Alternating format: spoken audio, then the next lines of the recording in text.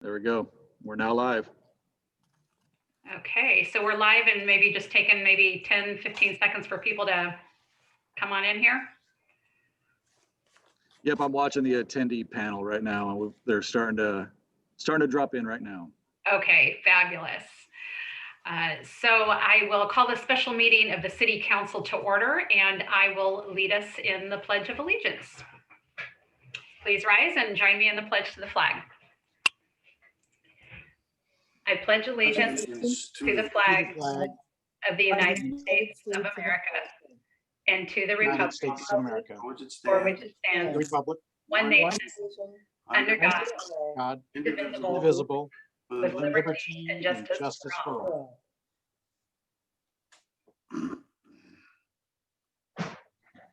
Roll call, please. Councilmember Darris. Here. Councilmember Borbo. Here. Councilmember Funk. Here. Mayor Pro Tem Newsom. Here. Mayor Moreno. Here. All present. Thank you. Well, if you are watching tonight on the Zoom with us, or you're on the phone, we want to welcome you to this City Council special meeting tonight. If you want to speak at any time that is set aside for public comment on the item before us, I will let you know when that is. Simply raise your hand, or if you're on the phone, let Luke know, and we'll make sure you are heard. We've got one key item tonight, and that is a management report for Small Business Emergency Assistant Grants, and our Community Development Director, Mr. Phil Dunsmore, will be giving that report.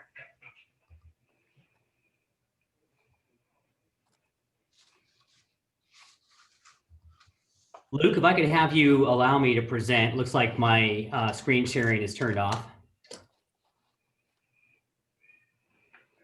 Otherwise, good evening, Mayor and Council. Tonight, we will be talking about essentially options to help small businesses survive.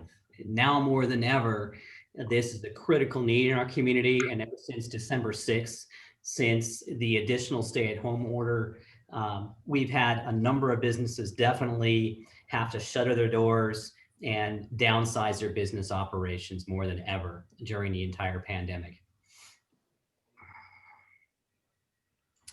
Let me get my screen up here and see if you can see that. I'm just going to go through a couple of brief slides just to more clearly describe the situation. All right, can you see that? Yes.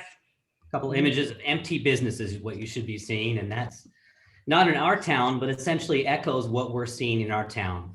Empty restaurants, empty gyms, empty theaters, empty personal services such as barbers and salons. These are the businesses most impacted by the recent stay-at-home orders. These are the businesses that our city would love to be able to offer some assistance to. So essentially, this group of businesses, staff has identified as the most needy. There's probably about almost 200 businesses that fit this category. And you'll note in your staff report, staff did note that there was about 75 eligible businesses. Following some additional research and expanding our list, it's actually closer to 200 businesses. 75 would probably only include the restaurants. So what we're talking about really is 4 different categories: restaurants, bars, breweries, wineries, all those services that have food and drinks. Those that fit more of the fitness center, dance studio, martial arts category, which are all very similar. Then there's family entertainment, theater, like the Galaxy Theater, such as the Mini Golf, such as the Bounce House, such as places like that. And then there's the personal services, which include all of the hairdressers, barbers, nail salons, all within that category. These are the businesses that have essentially been required to almost completely shut down, with the exception of the takeout for the restaurant, which is really, really incredibly damaged business in a significant way, especially in the last couple of weeks. So tonight, staff is requesting that the City Council authorize the city manager to utilize $250,000 from the city's general fund. This would allow us to enable a grant program. And our initial suggestion is that we would be able to grant up to $5,000 for each of these qualifying businesses. And they would have to meet a number of eligibility criteria. I'll go over that in just a moment. Now, it doesn't sound much, but again, it is something, and especially during this crisis that we're hoping will not extend for a tremendous amount of time. And we hope that this is a supplement in addition to what the state may be offering soon and potential additional federal assistance, which we're going to try and help small business with to facilitate those programs as they come along. But this is a program that's straight from the city, one that we can oversee, one that our staff can really directly assist with, and one that we would have the most flexibility in implementing.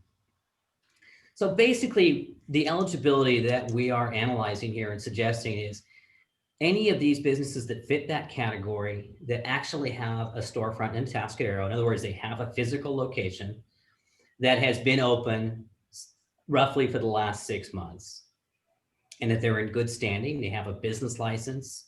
They're a conforming business in a location where they should be, and that they can demonstrate that they clearly have been impacted by the stay-at-home order. They've been impacted by COVID, and that they're generally in adherence with the local COVID guidelines. And that's something that, again, we can look a little more carefully at what does it mean to be in adherence with those guidelines, because there's a lot of different directions that the state is going, that each community is going. So there's a lot of interpretation on that. What staff is proposing is that we jump right into this. And as soon as we can get an application up online, as soon as we can get the information out to businesses, we'd like to open up an application. We have all of these documents ready to roll. So as soon as tomorrow, or we're basically saying the 17th, which is Friday or Thursday, that we could have an application opened up, and we would extend that essentially through the rest of the calendar year. And whatever we receive in that time period, we would analyze them all at once, all equally. But we would assume that we'd have to do a ranking, because we're going to assume that we're going to receive more applications than we can actually fund. We would like to fund those grants immediately, starting right away in January, and just ensure that they're going to be expending those on qualified purchases, such as maintaining employees, such as business expenses, whether it's lease or rent, mortgage on their businesses, things to keep businesses going, things to keep people employed. That is the main focus of this. Now, I will be available to answer your questions, but I do want to leave you with the recommendation. It's simply just, there is a resolution attached to your report tonight that would authorize the city manager to allocate up to $250 from the general fund towards what we're calling an emergency grant program in this extreme situation to assist these select categories of small businesses that have demonstrated significant financial impacts due to the emergency business closures as a result of COVID-19. Now, I did put a little option in here, and this is something that other communities are doing that's been quite successful. We haven't done any outreach on this yet, but there is a potential we could even open the door to private donations to help supplement our ability to expand the reach and funding of this grant program. And we talked about that briefly among staff. And that's something we could do if we could get the word out. If there were much larger businesses that were doing very successful as COVID. I know some businesses have been doing much better from COVID than they were before COVID, and others are not. And if there's a way we could, accept donations, that's something we could use to expand this particular program. But anyway, right now, staff is recommending this first initial step, and then we jump into this immediately. And we do have staff that are ready to go in terms of reviewing the applications and potentially setting up a review program and ready to move forward with this as soon as the city council can authorize this. So for now, I'll be happy to answer your questions, but that concludes my presentation. Thank you. Thank you, Director. I will go to questions. Okay, so this is just a little bit of a quirk with the program we're using. I see everybody across, well, no, I don't see Council Member Funk, and I don't see Mayor Pro Tem Newsom. So I'm not sure how on my screen to see them if the rest of you, oh, I can, let's see, I know I can, let me try Yeah. something really quick here. Folks who are joining us tonight, we are using Zoom to see how that might work. There we go. I'm going to also hide non-video participants. I know that can be done somehow. Well, I can't figure that out at the moment. There we go. Hide non-video participants. Super. All right, now I see everybody. So with that, why don't we go to council questions of staff? Councilmember Funk, followed by Mayor Pro Tem Newsom. Thank you very much, Mayor. And thank you, Phil, for bringing this forward and to all the staff. It's really a timely moment for us to consider this. The question first, on page 5 in the packet at the bottom, it's indicated that staff will rank eligibility based on eligibility criteria in order to help select grant recipients. Can we also allow staff to modify the request so that you can partially fund more requests, particularly if you had it, and also to balance out business, to make sure that businesses are treated fairly between business models where you might have the owner of a space and then many independent contractors each having a station at that, say, hair salon or whatever. So you would have several different business licenses at that location versus a business model for a personal service where everyone that was there was an employee. So there's one business instead of 12. And we would want to treat those situations with some level of equity. Can we allow staff to modify the amounts requested? At the City Council's pleasure, absolutely. We have full control over this program as it does not rely on state or federal funds, and this is our local funding. So we have the ultimate flexibility here to design this how we see fit and to, configure the most fair system. We did take into account the fact that a lot of hairdressers do have private contractors working there. And we did question, should they be all eligible for the same amount? So I think you bring up a good point, and it's entirely up to the City Council how we want to administer that in that particular situation.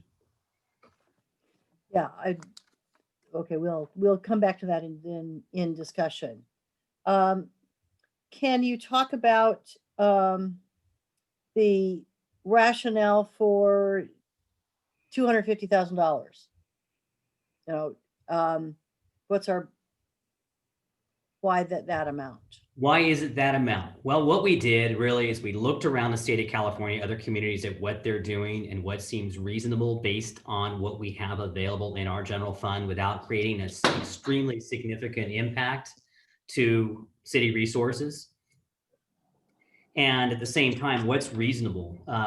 What can we reasonably put together? So I think, again, that amount's flexible. It's what staff's come up with based on discussions with our team and looking at what we can reasonably get out. Obviously, if we had a lot more funding to work with, we could certainly expand this program, but then there's only so far you can go. So where is that happy medium? Yeah, great, thank you. Likewise, on page 7, you indicate the eligibility criteria that are proposed for the program include applicants that had no more than 15 employees as of January 1st. Does that include all part-time employees as well as full-time employees? And can you talk about why 15 roughly?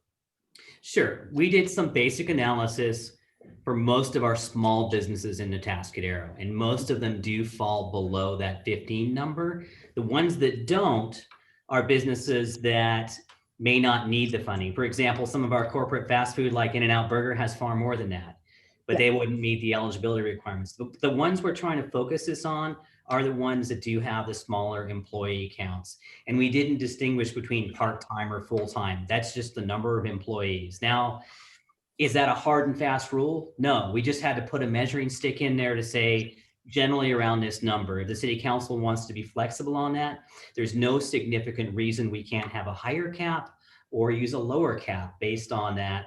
We just wanted to focus on a smaller business and felt like in Atascadero, that's a good threshold to begin with to start with a discussion.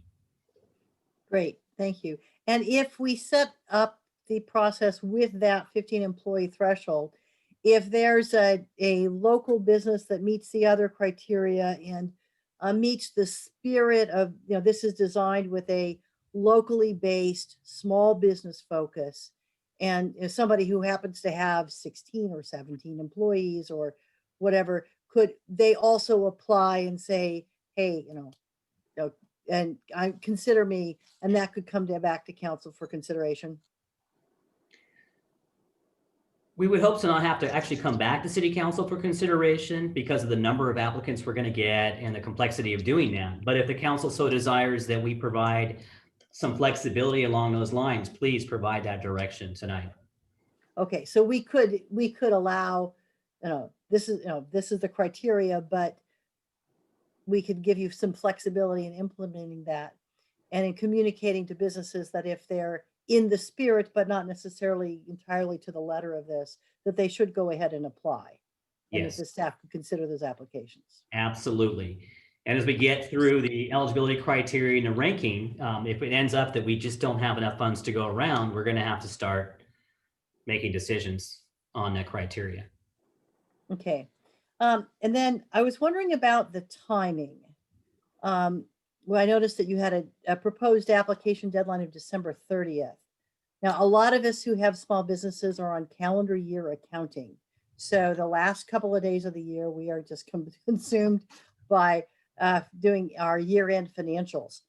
And I was wondering if instead of doing it as the December 30th, if we could allow until noon on Monday, the 4th of January, which takes away only one business day from the process, but gives several calendar days so that businesses that are dealing with Christmas and the holidays and trying to do their year-end accounting and just this, just struggling right now, can have that little extra time.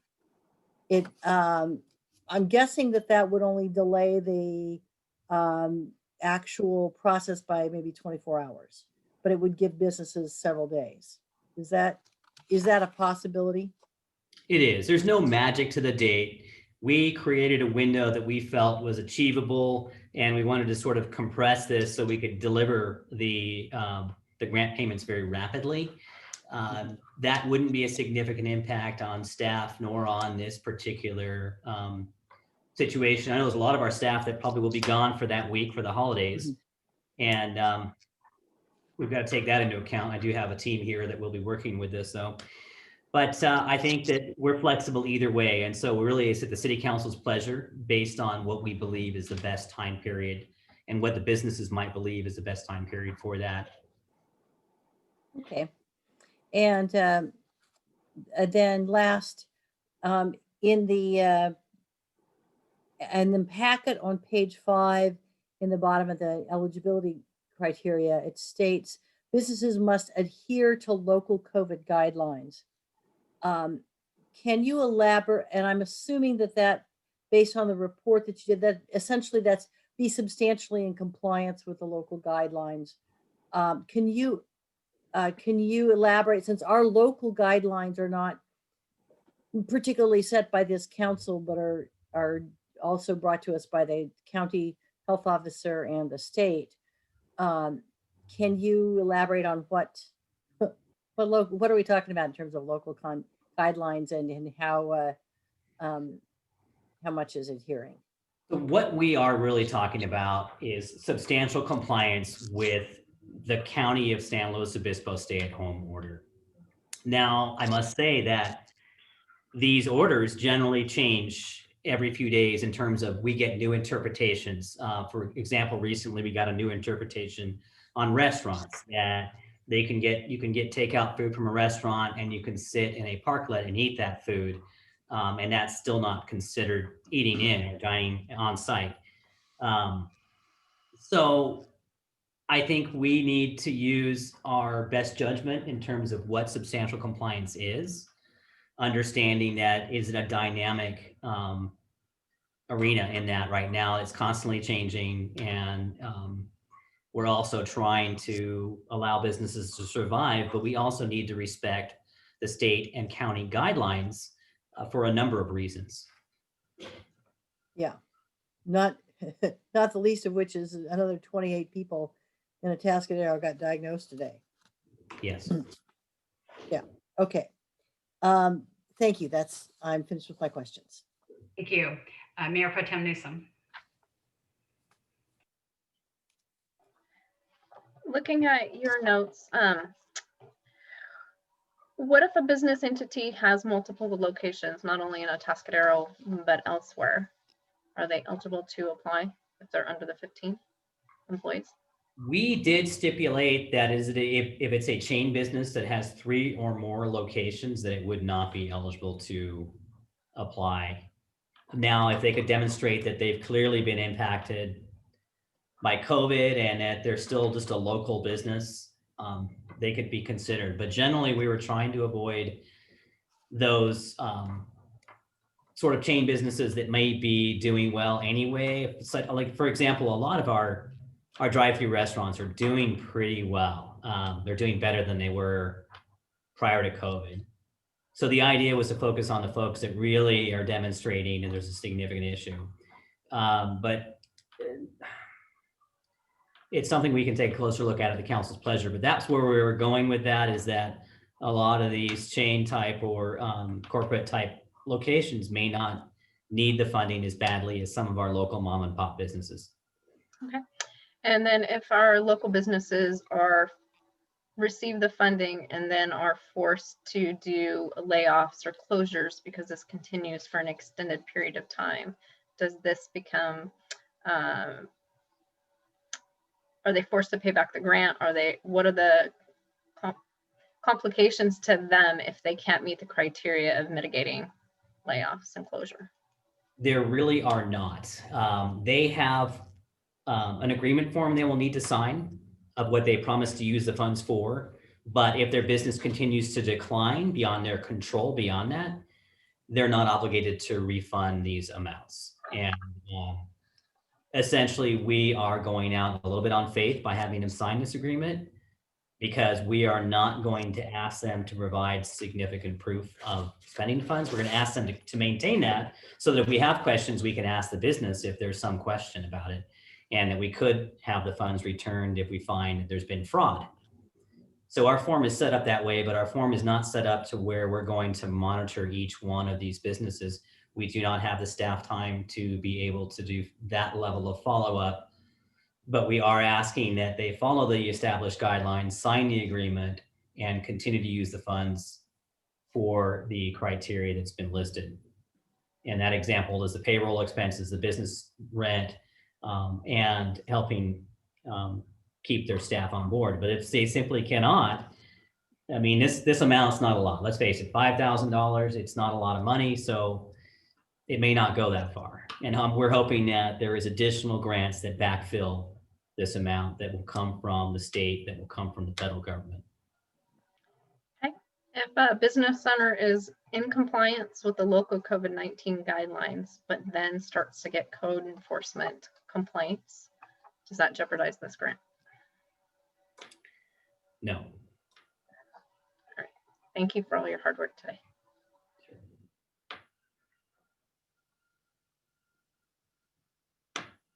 Anything from Councilmember Bourbeau or Darrez? Any questions?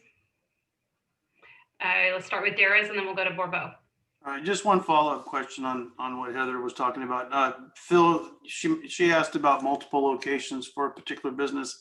How would the 15 employee count be managed? Would it be 15 just local, or be 15 from all of the businesses if there were local or multiple locations? In that particular scenario, let's say someone has 2 locations, we would count all of their employees if they're under one payroll system. Okay, thank you. That's all I have. Councilmember Bourbeau. Thank you. Phil, a couple of questions on this. several cities have done similar things, or at least similar in purpose type of things. I think Grover Beach might have been one of the first that started sort of a micro grant program for small businesses in their community. Do you have any idea of their success, or how they might have measured, or how you might try to measure success? And the reason I ask is because at the beginning of this crisis, the federal government put hundreds of billions of dollars into supporting local businesses in different ways, and that amounted to millions of dollars just in our community. So I'm a little, I know we all want to support local business, but I'm a little uncertain as to what we really achieve with $250,000. So I'm wondering, is there a measure of success here? Or just that folks stayed in business would be a great success, I guess. But how do we feel good that we're spending $250,000 general fund dollars and that we're achieving a desired result? I think it's definitely a good consideration. I think we did speak to a number of our local cities, and they did say that they did have a lot of success stories. They gave us some written comments from some of those business owners that were extremely pleased that it did help them continue on. I can tell you of several business stories here in Atascadero where they're considering closure, and some of these small amounts may just keep them going along for a few more weeks. But again, sure. I mean, is it going to be the final solution? Probably not.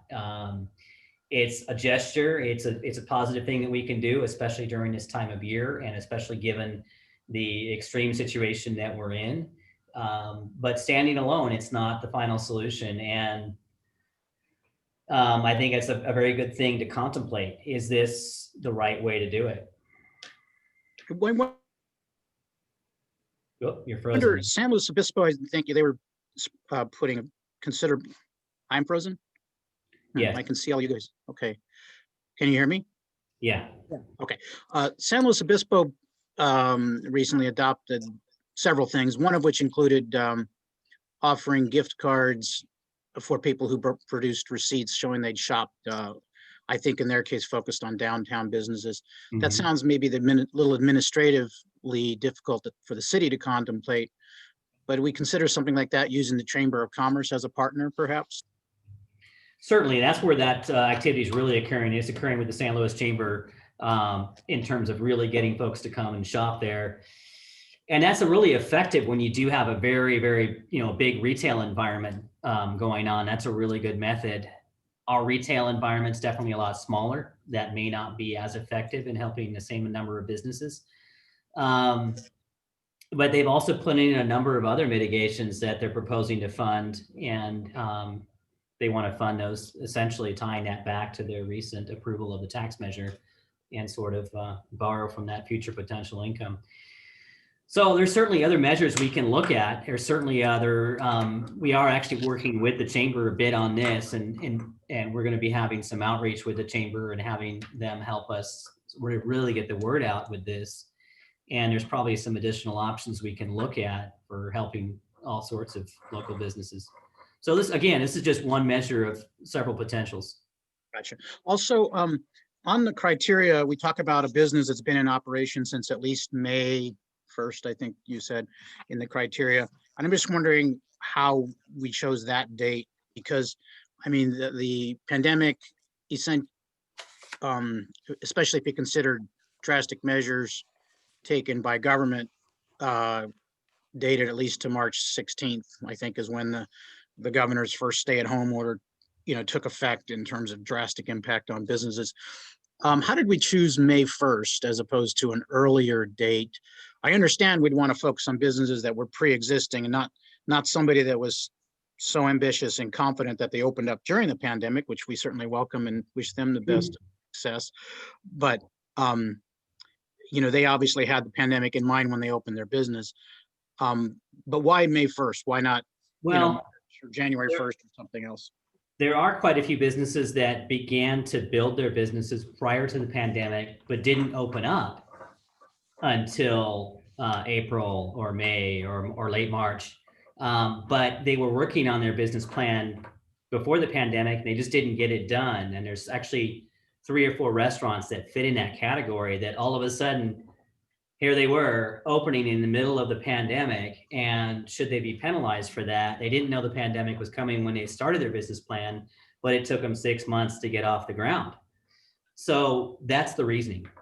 Great answer. Thank you for addressing it. And then question for the city attorney, who's gone blank, or we shoved him off screen, but I'm sure he's out there somewhere. Since we have some specific criteria, are there any issues from a legal standpoint of other businesses feeling discriminated against in any way for not being included? Or are there any issues in terms of the type of criteria that we've used? And has any other cities, to your knowledge, experienced any issues with how they've been able to implement these kinds of programs? Well, I'm not aware of any other cities experiencing issues, and I didn't see anything in the criteria that were set forth that would raise any type of equal protection claim. None of these criteria fall into those types of categories where you'd have to worry about that type of situation. The basic decisions that have to be made by staff and by council as to how you want to set up the eligibility, but none of those implicate issues, I think, that would cause any concerns. All right, thank you. I think that's all I have, Mayor. Thank you. Mr. McEwen, if you would stay on, following up on Councilmember Bourbeau's question. As you've heard us talk here, some of us are thinking, maybe we want to have a little bit of flexibility. As council, we don't want to get in and micromanage what that looks like, but to give some broad, overall guidance. From a legal perspective, how much staff discretion can we put into something like this that doesn't then put us at risk some way? Well, I think it's important that you have the criteria established in advance of commencement of the acceptance of the application so that everyone knows what the rules are going in. I don't know if that would create a legal issue for you, but it could create other issues down the road if people are upset about feeling like they've been treated unfairly, or wait, the rules are changing as applications are coming in. So I do think it would be important for the council to make some decisions today that give some guidance to the staff, and then as the staff puts together the packet, if you want to build in some flexibility, that's fine. But I think once the program gets underway, I think those rules should be in place and they should be clear for everyone to understand. What types of flexibility then in what you're describing, what type of flexibility could be built in? For example, I think it was Councilmember Funk who mentioned, the 15 employees. Well, let's say somebody has 17 employees because there's a lot of part-time employees, but they maybe have the equivalent of 6 full-time, whatever it might be. Then can we say that there's flexibility with that 15 number, or do we have to be specific and say the number of full-time equivalent, or say it's 15 and that's the cutoff? I think what I meant by flexibility is that is giving the staff some discretion as they set up the rules, if they want to go back after this meeting's over to make an adjustment. But once that decision is made, that will be the rule, that we won't, that as applications are coming in, everyone will understand what the rules are and they won't bounce around. And so I think it is important to give some guidance to the council, to the staff tonight. If there is one particular area that you want to have them take another look at, and then give them some discretion to come up with a rule that will then be implemented, I think that's the kind of flexibility that I had in mind. Okay. And I also would think that it's important for us to have in there regarding the COVID-19 regulations that they're in substantial compliance. Is that to add that adjective in front of it, substantial compliance would be okay? That's probably what we'd be looking at in any event. That's a pretty common standard by which we look at various code provisions, not just in the context of COVID-19, but in other areas too. Is there substantial compliance? Okay. I think that would be fine. Okay, great. Thank you, Mr. McEwen. And then Director Dunsmore, I think one of my concern in any of this would be that sometimes you have businesses that really are not COVID or not, wouldn't be doing well anyway. They would be struggling, they would be having a hard time. And sometimes, and this isn't just Atascadero, people have a business plan written on a napkin and they just kind of go for it. And they aren't necessarily a going concern from the get-go. And I wouldn't want to, because we have such limited funds, just as a city, and we want to do the most good possible.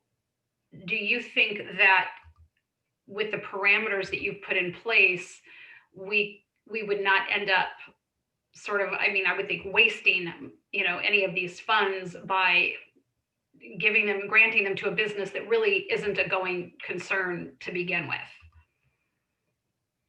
I think that we're going to get far more applications than we can fund. So I think through that ranking process, that will iron itself out, but I think it's a valid point. And I think we can design our ranking based on this criteria to ensure that we use the funds most wisely to promote successful business. Okay. And I certainly the option that you gave at the end, I think, is very appealing. I did hear from Josh Cross with the chamber, and I think he will speak to that at public comment about the ability maybe through the chamber to facilitate donations through their 501c3. So I'm interested to hear from him what could be possible. So hoping we can do some real good here. If we don't have any other council questions right now, I'd like to Councilmember Borbo. Yeah, you do mention in here, and it was mentioned by others about businesses needing to keep records, evidence that grant funds have been spent in the manner, but we're not asking them to provide, or you are not in this recommendation, not asking a business to provide any information. And I assume these will be one-time payments. We're not going to, meter them out. They fill out the thing. We're going to give them a full 5,000. And I'm a little concerned that we don't at least just ask them to provide some of the evidence of that. That way you don't have to go out and run down to a business and ask to see their books. You're getting something they spent the money on. Concerned in this day and age, we see a lot of, government comes up with a great idea, a good program, hands out money, and then you find out later that it didn't go for what you thought it went for, kind of a thing. And I, don't want to impose a burden on them, but if you're asking them to keep the information anyway, in theory, it shouldn't be a burden for them to provide it to you. And I'm wondering what your thought process was in proposing it the way you did. Solely to save staff time and solely to have these businesses be responsible and for us to put faith in them to maintain their own records. And if we had any doubt or any question, then we could ask for those records to be supplied rather than have us do the follow-up. It's a staff time issue solely. And again, that's another topic that's completely at the city council's discretion. We can ask them to provide the information up front, or within the grant spending period up to April. We can have a deadline for that to be submitted. Again, it's another staff time activity that we'll have to account for. Well, because my question is, having been an auditor, sometimes somebody provides the information. You may not spend a lot of time looking at it. You might just stick it in the file, but having to provide the information make them a lot more cognizant of following your guidance. Sure. And so, in other words, you probably wouldn't have to spend a lot of time on it. You could get it and stick it in the file. Yeah. But they provided it then. So anyway, all right. Thank you for the explanation. All right, we're ready to go to public comment, looks like. All right, so we're going to go ahead and open up to public comment. And so anybody who is on Zoom here who is called in and would like to speak, go ahead and raise your hand. We do have another item after this, which is simply our COVID-19 discussion, and we will open that up to public comment. So if there's anything you wanted to say with regards to COVID that is unrelated to the small business grant opportunity that we're talking about, I would ask that you would save that for the discussion item and limit comments solely to this grant-related opportunity. And with that, Luke, I will ask who we have that would like to speak. At the moment, we have no one calling in, and we have one person with their hand raised in the webinar. Josh Cross will be our first speaker.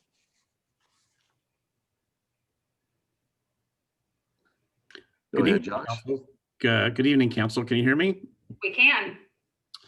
Good evening, Council and members of the public. My name is Josh Cross, and I'm the interim CEO of the Atascadero Chamber of Commerce. First off, thank you for your effort on this and making this a huge priority in the last week or so. It's been a lot of time, I know, on your behalf and on staff's behalf, and thank you for making government move swiftly. So this is so important. The businesses that are in discussion are really what add vibrancy to our community and are quite honestly how many people in our community identify our city. And the Chamber is extremely supportive of the city's microgrant program, and we want to let the council and staff know that we're happy to help promote this opportunity. In fact, it may be possible for the Chamber to offer our North County Economic Foundation nonprofit, which is a 501c3, as an opportunity to solicit private donations. And the reason why you might want to consider allowing this is so that donors could use this as a tax write-off rather than just a donation to the city. This could be accomplished by publishing a donation link on the city's website and the Chamber's website, and we could mobilize this to go live on Thursday as well. Also on Thursday at 2:30, the Chamber will be hosting a virtual restaurant roundtable. And I know this information about the microgrant would be extremely well received by restaurant owners, especially if it's part of a larger discussion around state and federal stimulus packages that are currently being discussed. So once again, thank you for your swift action on this, and we're here to support the city in any way we can help to streamline this process and disperse these funds as fast as possible. Thanks. Thank you, Mr. Cross. I'm not seeing any other hands. Is there anybody else? I think I see Gina.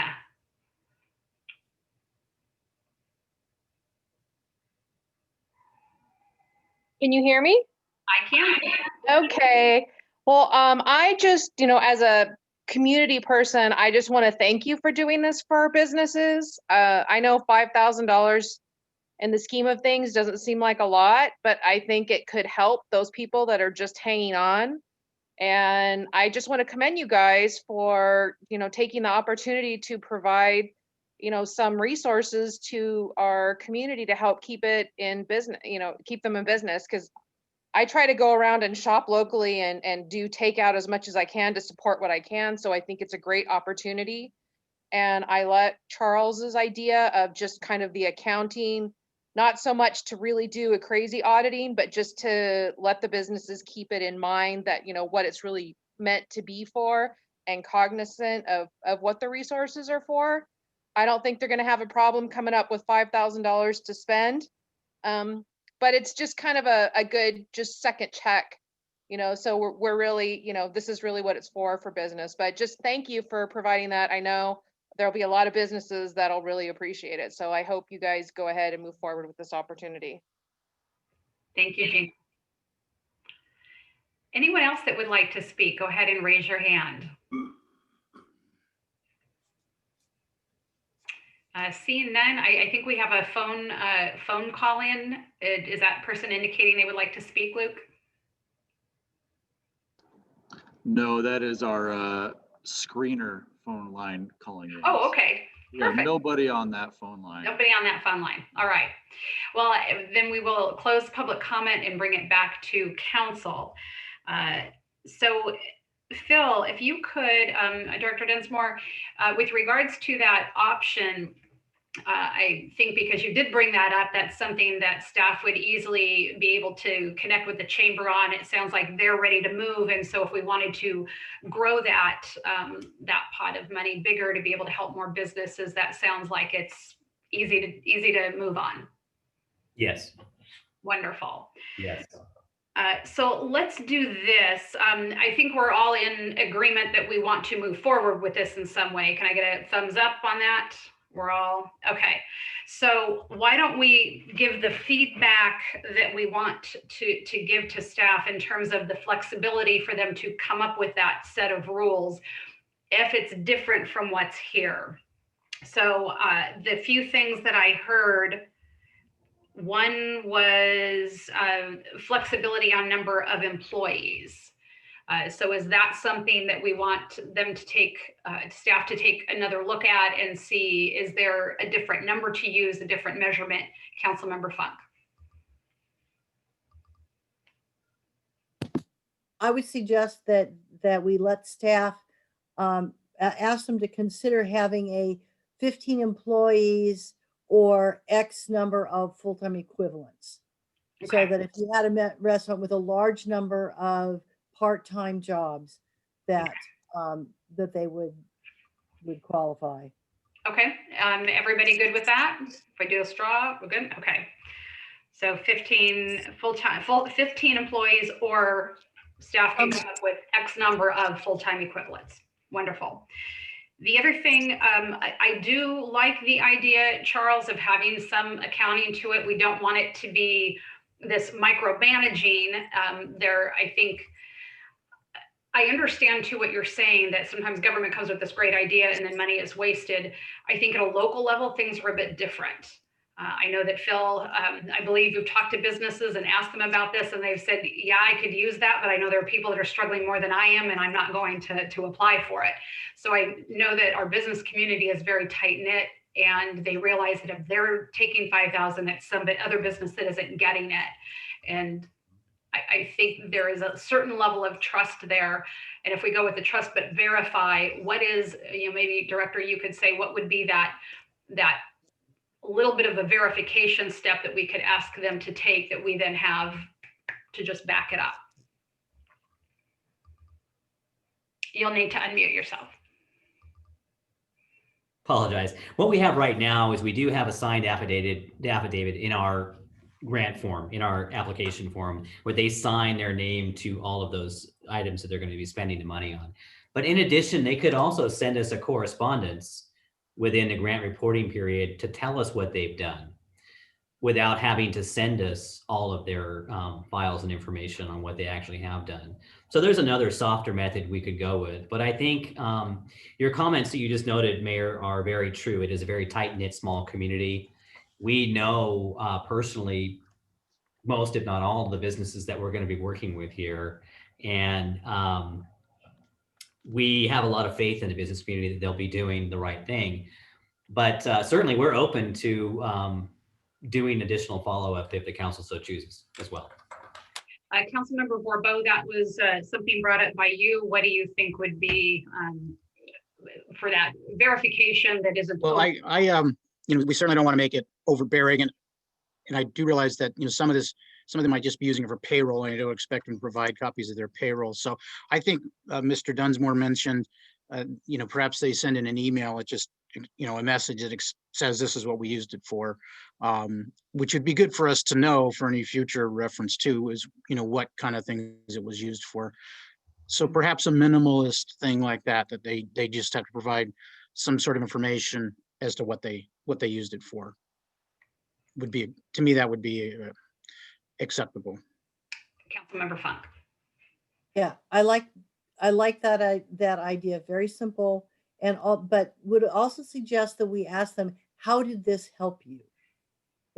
Particularly if they're reporting towards the later end of the period, because I think that will help us understand the extent to which we achieved what I see as our goals with this money. I agree with that. That might need to be something that happens a little bit later too. But yeah, I think that will be a very good thing for us to go back in a timely manner and find that out for sure. Yep.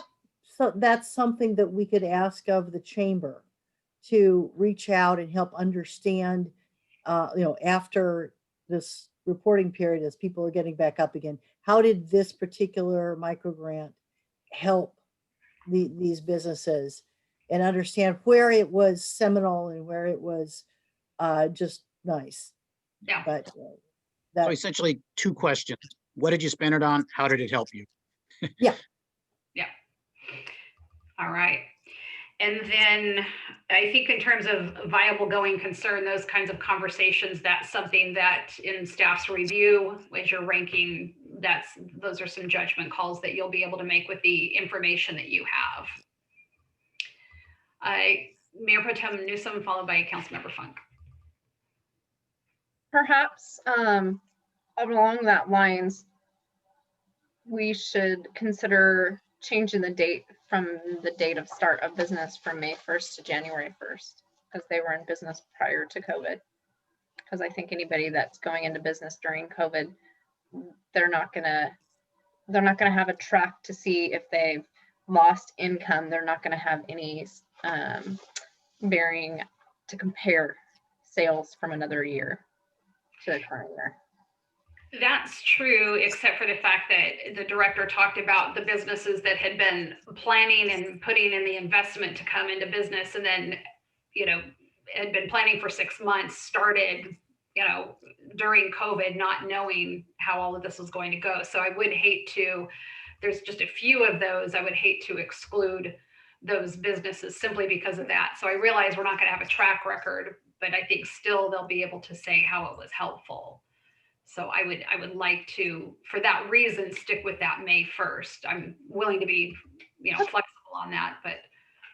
Bill, do you think they'll still be able to delineate that they had that massive loss of income due to COVID?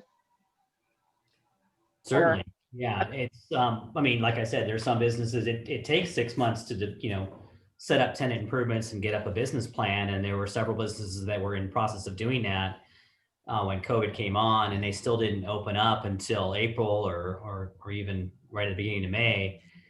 And these are businesses that have had businesses in other locations, and they can measure, what activity's been. Plus, we've been through different phases of opening and closing. Just a few weeks ago, we were allowing folks inside restaurants, and now we're not even allowing them outside of a restaurant. So, and we allow people in gyms for a while. So it's gone back and forth. So they've had opportunities to measure potential business and potential losses, even in a very short time. Okay. I have no change on that.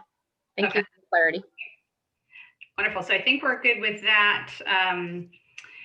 Anything else that we need to put in there? Councilmember Funk. Yeah, in terms of the criteria by which the staff is doing this, I just wanted to be explicit about my understanding or my expectation with this is that what we're trying to do with, this is too small an amount to keep all the jobs available and keep everything open, for people who are really squeezed, particularly at this spot in the pandemic with the latest set of restrictions, which are very tight. But what we're looking to do is to try to carry people keep the businesses open so that there are jobs to come back to, even if they don't all stay open fully. If businesses can keep their employees on, that's grand. But the key power for each of our local businesses is that they're part of a web. They affect each other. They do better when the space next to them is not empty with a business that used to be thriving. So we want to try to keep as many of our businesses open as we can so that when we come at the other end of this crisis, that we actually have something to build on and people have jobs to go back to. So then, Councilmember Funk, is there something else within these eligibility guidelines that you wanted to change, or do we have the good list here? We were talking about the 15 employees or staff coming up with an X number of full-time equivalent. We'd like them to send us a letter, an email, by a certain date of how they used it and how it helped. And possibly the chamber would help to do with that second one. And then I also know that I think we all would like to go with that option of businesses being able to donate and helping the chamber facilitating that. Any other changes that we would want to make as we consider making a motion? I'm comfortable with the eligibility criteria. It is how the staff applies them that I wanted to give them guidance with respect to, we're looking for the people who, yes, this would really help them make it until other help arrives or the pandemic makes it, Certainly. which is related to your sense of a going concern. If this is a business that is not going to make it anyway, then we don't need to put $5,000 to help them. But mostly we have businesses, and if it's a business that, and I have been to restaurants that are doing more business now than they were before COVID hit, because they were able to do enough in outdoor dining, enough in takeout, that this has actually allowed them to increase their revenue flow. And they've had to absorb expenses, but it's not hurting. That, again, that's somebody that doesn't need us to carry them over the finish line. So I leave it to the staff in the process that they do that ranks ranks businesses Yes, to have that focus. absolutely. Does staff need any additional guidance on that point? Well, I see our city manager on, so I'm wondering if she had something to say. Usually when she pops on screen, it's for a reason. And it's not on that point. I think we understand that. I just want to make sure too, it is likely that we will receive more applicants that meet all of the eligibility requirements, and that their asks exceed the amount available. Is there other criteria that the council wants to make sure that we consider? I know that certainly we've talked through a few things. We certainly heard about viable going concern. The priority is to help that business survive so that they come out through the other end. Do you have any other criteria that you want to make sure that we insert in here before we close everything out?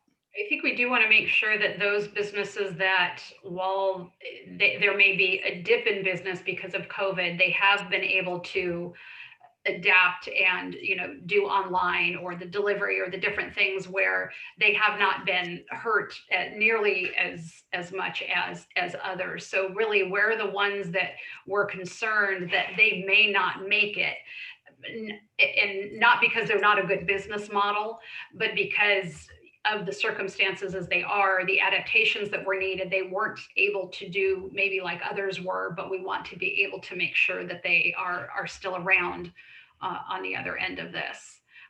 So, I can think of some businesses that while it's challenging right now, they're still doing fairly well. And we have to, I think we probably know who those businesses are, and I'm assuming that they're probably not going to apply. I do not envy the decisions that you're going to have to make. Councilmember Dara is followed by Mayor Pro Tem Newsom. There we go. Just a quick question. It occurred to me, like the restaurants and breweries and wineries and whatnot are typically sit down type places that we know that are struggling because they can't have patrons come in either inside or outside. But what about, we have a few drive-through type businesses, particularly a couple of coffee shops, coffee places. Would something like that be eligible? I mean, it's not a sit down place, it's a drive-through. Do they have to show any sort of struggling business in order to be able to qualify, or would a drive-through coffee shop be eligible just by the nature of being a food supply?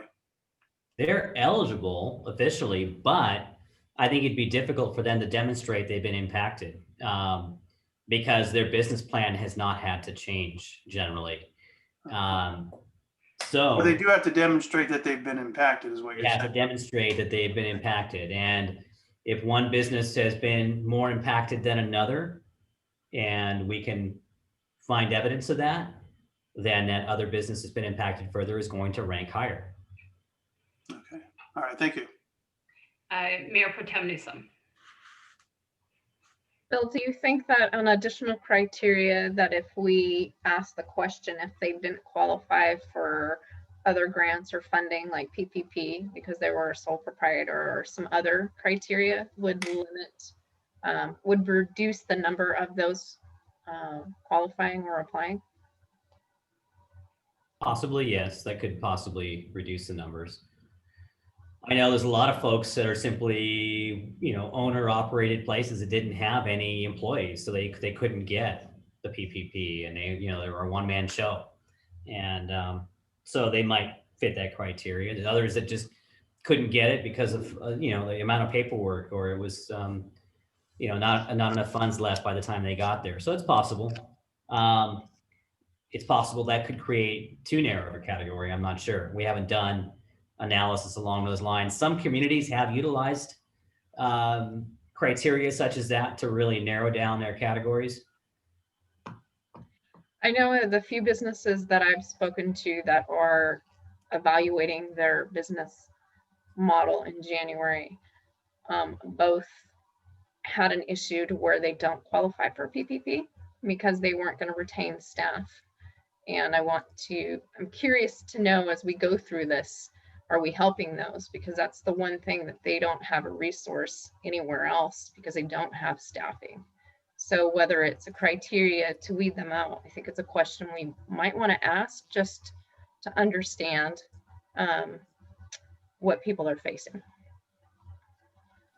Yeah, that might be, maybe it's not eligibility, but I think that's a good idea then, as you're looking at the criteria, director and city manager, if you were to ask that question, so you kind of know what other funding they've had or had available. It may even help to ask the question, are you planning to close your business in the next 3 months? I mean, because if someone is planning to close, we don't want to fund them for the next 2 months or 3 months. Yeah. Someone No. kind of already has that in their head. So, and again, not eligibility, but just those questions. Councilmember Funk. Yeah, I would suggest with respect to this, the other help that people have gotten, there still might be businesses that got paycheck protection, and that money's long gone, and they used it where it was, and now they need some extra help to keep going. That this be it, rather than a criterion, that this be inserted in the form between the criteria and the description of how the grant funds will be used. Well, yeah, it's not meant to be eligibility. We want the information so that when staff is going through to make the decision of who to give funding to, they have all the variables, and that would be one of the variables to look at. Right, that would be helpful. And the second thing is in terms of the eligibility verification, this is page 8 of the packet. Item number 1, insert the word substantial in front of loss of income. If folks would be comfortable with that. Because we're looking at, we're trying to help the people that get creamed as opposed to, my business income drifted down a little bit. And some extra money would be nice. But there are others out there who got creamed. All right, I think I'm going to go through the things that I have to make the motion. So we want to add the word substantial in 2 places. We want substantial compliance with the COVID-19 regulations. We want substantial loss of income. We want the 15 employees or staff come up with a certain number of full-time equivalent. We want to receive email, letter, communication, whatever, back in terms of how it was used and how did it help, and maybe give a certain date by. Not in eligibility, but to be able to ask where, what other funds have they received. And let's see, I have the word option written down with a little check mark next to it, and I don't know why. Yes.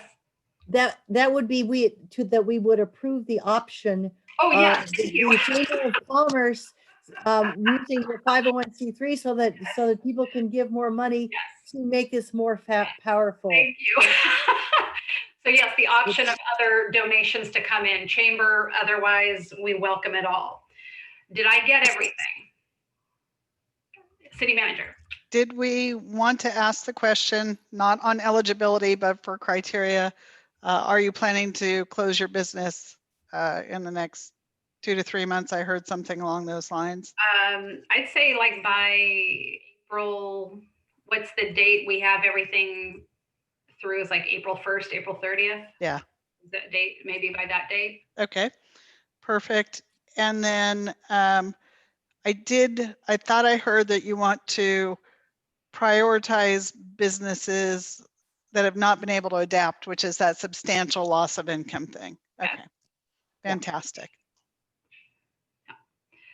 I think we have it. So I will go ahead and make the motion. I move that we adopt draft resolution authorizing the city manager to allocate up to $250,000 from the general fund towards an emergency grant program to assist small businesses that have demonstrated significant financial impacts due to emergency business closures as a result of COVID-19, with those items listed as we just went through. I'll second. Will that be sufficient for our city clerk? Yes, I wrote them all down, so we got it. Wonderful, thank you. Motion by Mayor Moreno, second by Mayor Pro Tem Newsom. Roll call, please. Councilmember Daris, Yes. Councilmember Borbo, Yes. Councilmember Funk, Yes. Mayor Pro Tem Newsom, Yes. Mayor Moreno. Yes, ma'am. Motion passes. Thank you. We are now moving on to our discussion item of COVID-19, which just includes oral updates from myself or the city manager, and then we will open that up to public comment. So actually, our city manager, I will turn that over to you right now. Thank you. The first thing that I want to talk about is a letter to Governor Newsom. There are several cities in the county that are looking at potentially sending a joint letter to Governor Newsom in support of action that the Board of Supervisors, both in San Luis Obispo County, Santa Barbara County, and Ventura County, sent to the governor last week, asking that they consider our region separate from the Southern California region when reviewing the metrics, particularly at the end of 3 weeks. Under council norms, the mayor is allowed to sign letters on behalf of the city council for things that you guys have expressed support for in the past. Things such as local control, which this is definitely a local control issue, and other vehemently done. I did want to bring up tonight that we are looking to participate with that letter, whether it be a joint letter from all 7 cities signed by all the mayors, or a separate letter from the mayor herself. I also want to talk about enforcement. We're getting a lot of calls regarding enforcement. The city continues to take an education standpoint. We have not cited or closed any business. We are looking for the businesses to remain safe. And so if we do receive a complaint, we are going out to the business and just doing some education on how to operate safely. The county did put out something that we continue to adhere to. It says, under the current regional stay-at-home area order, restaurants can only be open for takeout and delivery. The purpose of this restriction is to limit mixing and movement of individuals from different households, as this is critical to stop the transmission of the virus. Because the state guidance for restaurants was not clear on the use of parklets and other public areas to eat takeout last week, the county decided to allow people to consume takeout meals outdoors at restaurants that have outdoor seating. Consumers must follow the state rules on gatherings, and restaurants will still be required to sanitize table and make sure the seating is apart per COVID-19 guidelines. It is up to each jurisdiction to allow the public to take out. We are allowing restaurants that are following these guidelines outside and doing those things, certainly to continue to operate in that manner. And as I said, we're allowing We have not closed a business, we have not cited a business, but we will visit a business if we do receive many complaints. We have not had any egregious violations, large parties with small amount of space, large amount of people in a very closed in area. We have not seen that here in Atascadero to date. So we continue to hope for that. And with that, I'd be happy to answer any questions the council may have. Any questions of our city manager before we go to public comment? Councilmember Darras. Yeah, just one quick question, Rochelle. When you say we are going out to businesses on a complaint, who's the we? Who is actually being summoned or going out there to educate? Yes, our code enforcement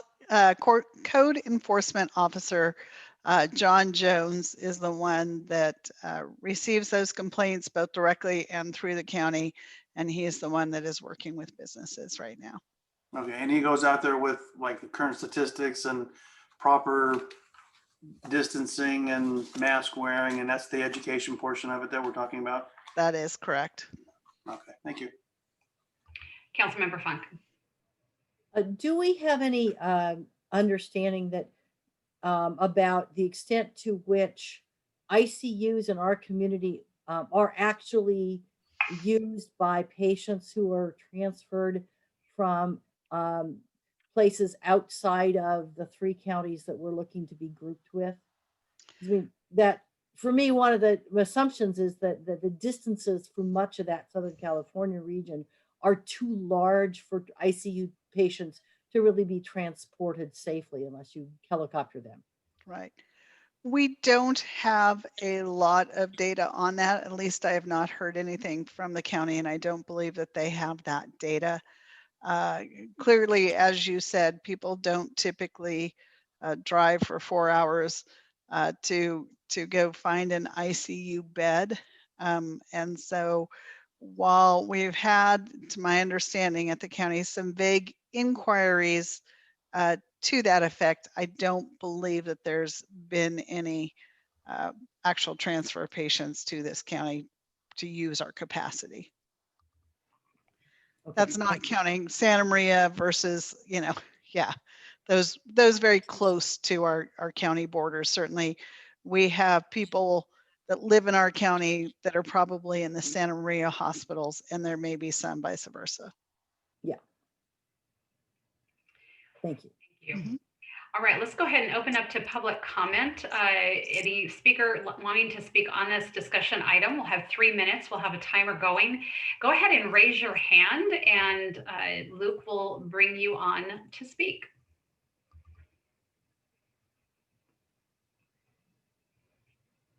Anybody? At the moment, yeah, we do not have any hands raised. Not seeing any hands. I know we did receive something via email, so we'll read that into the record. Are there any callers on the call-in line, Luke? We do not have any callers at the moment. Okay.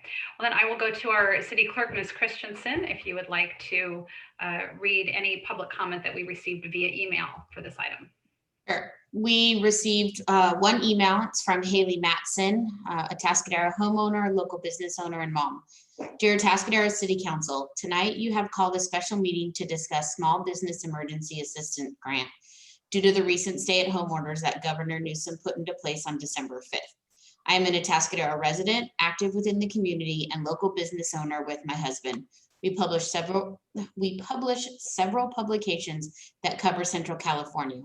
As with most, our company took an enormous hit this year, and we had only just started to slowly recover when the second stay-at-home order was put into place.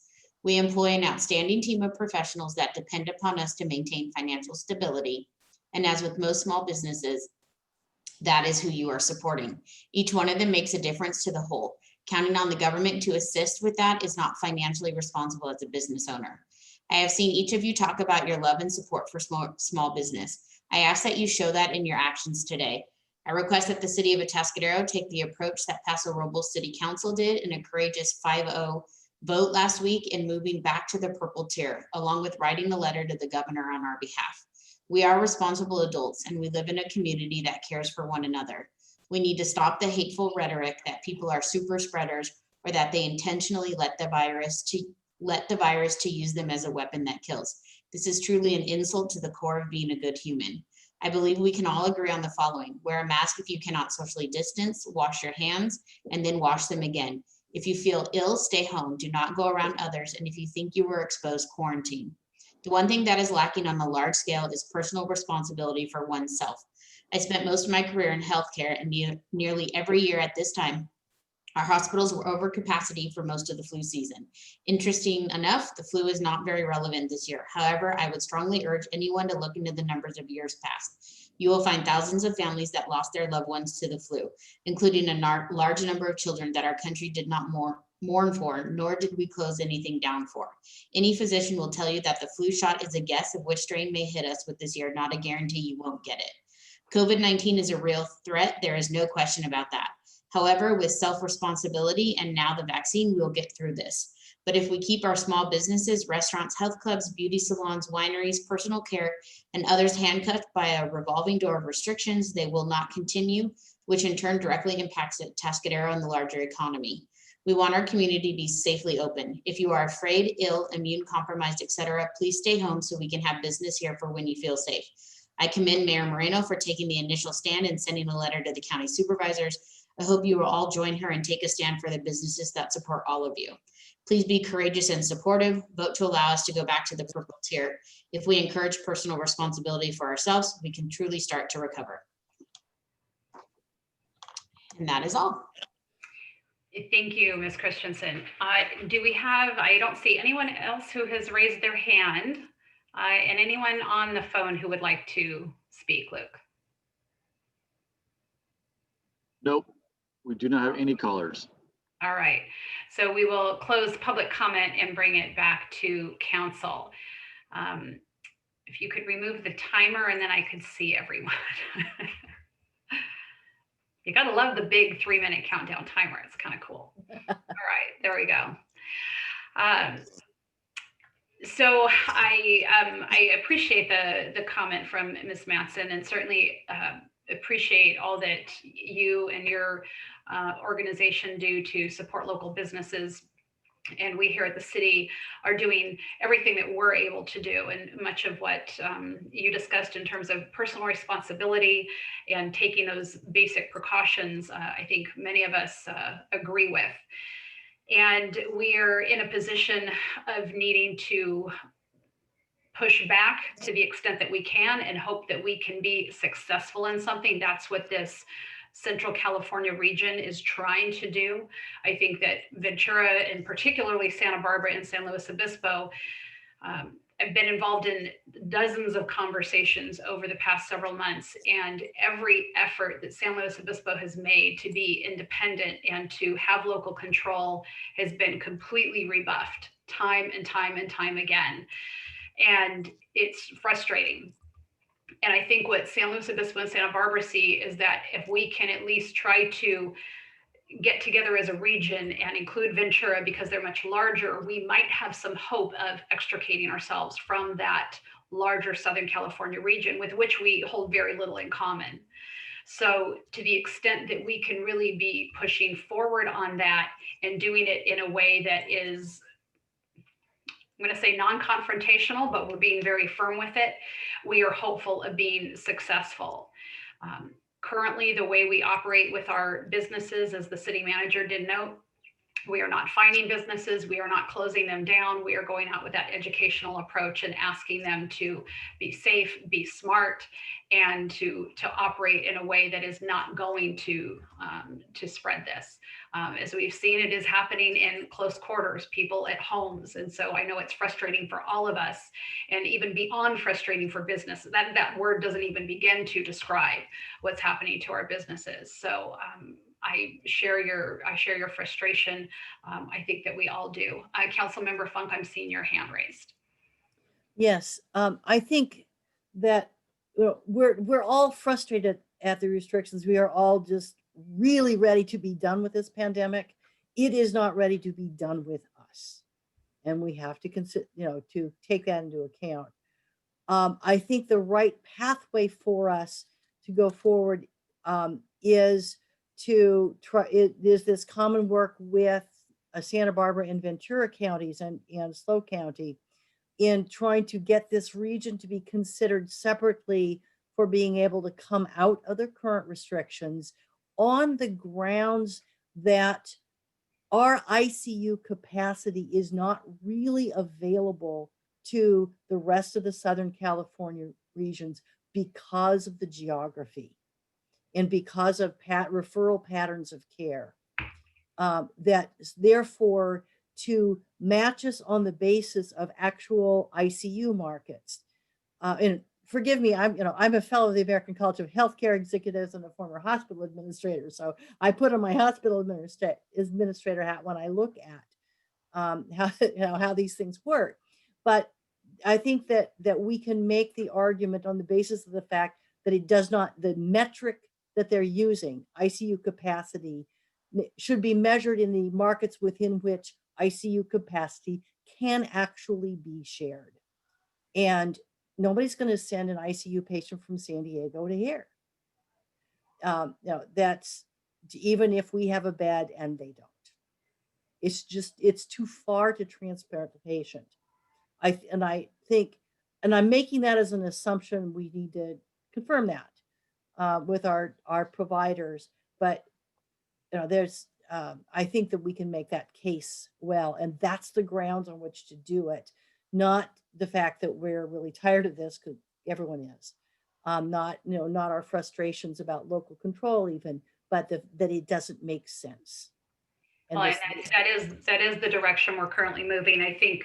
And I want to respect Ms. Matson's comments, because I think what businesses are, and to say a business is frustrated doesn't even begin when you're sitting there and your livelihood is at risk. Frustration doesn't even touch what they're feeling.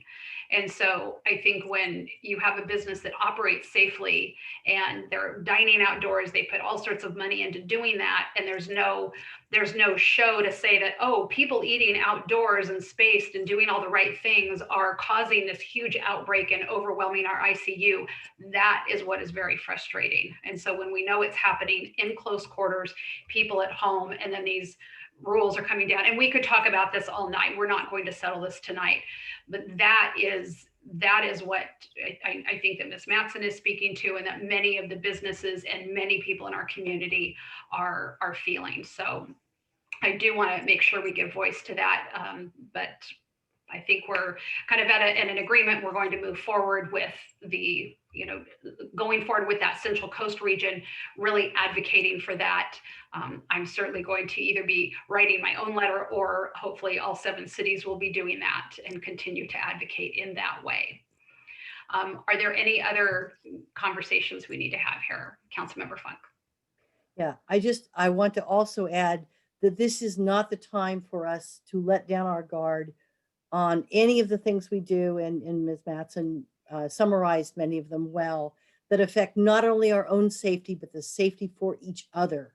So that, because we had, 28 people diagnosed in the numbers in Atascadero, in the numbers diagnosed today. Since just in the last 10 days, 1 in every 225 people in Atascadero has been tested positive for COVID in 10 days. And we know from this virus that it is most infectious before people know that they have it. So as people are trying to push those restaurants to say, I want to eat inside, I want to be with people, I want to gather more folks together for the holidays, all of those really incredibly natural things for people to want to do, that we are still very much at risk.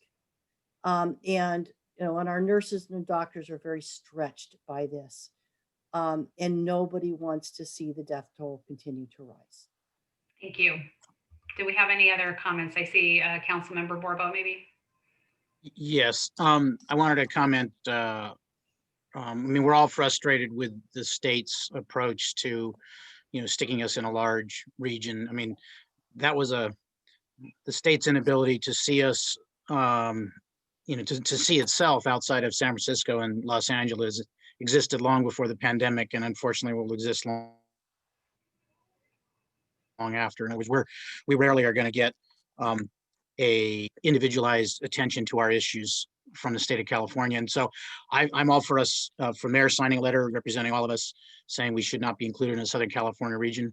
I don't hold out a lot of hope it'll be honored, but it's worth the try. I think contacting our state senator might be helpful, might have more influence just for political reasons, being in the majority party, than our assemblyman does. So I certainly think we ought to do that. I think we're taking more or less the right approach. I would comment though, Paso Robles stood up and beat their chest last week, and then 2 days later they were kind of backtracking and realizing that the way they phrased it, wasn't really proper. We at the city level do not decide whether we're in purple tier or not. And I talked to some businesses who were very confused about their action because we, the city, don't decide whether ABC comes down and takes your liquor license because the state doesn't like what you did. And we can't imply in any way that we can protect businesses from the actions of the state. We can only outline what approach we're going to take in terms of, education, or in extreme cases, citing, et cetera. So I don't believe that we, should take the kind of action that they did, because I don't think it's truly a meaningful action. So that's my comment on that. Thank you. Absolutely. One last thing, I have been in contact with Senator Laird, as has every other mayor, and he is very understanding and sympathetic, because he also has other counties in his district like Monterey that are like, how on earth are we being lumped in with? Of course, Bay Area is doing better at the moment. But everything that every mayor has been hearing from him is that the governor doesn't matter what party you are, governor ain't listening to you. So hopefully with this maybe regional, our own region, we'll see what we can do there. But that's probably the best we can hope for. And with that, I think we can go ahead and adjourn to our next meeting on January 12th. Thank you all. Thank you to our staff for putting this together. This was a really important discussion for our community to have, but more importantly, some tangible action, no matter how small, that even to combine with the chamber and other businesses, we have such a generous community. I see us really coming together in this. So thank you for that. Merry Christmas, happy holidays, happy New Year, and meeting adjourned. Blessings. Let's hope next year's better. Yeah, no doubt. Merry Christmas, everybody. Have a good Merry Christmas, Happy New Year. Bye. Merry Christmas, Happy Hanukkah, Happy New Year. Bye.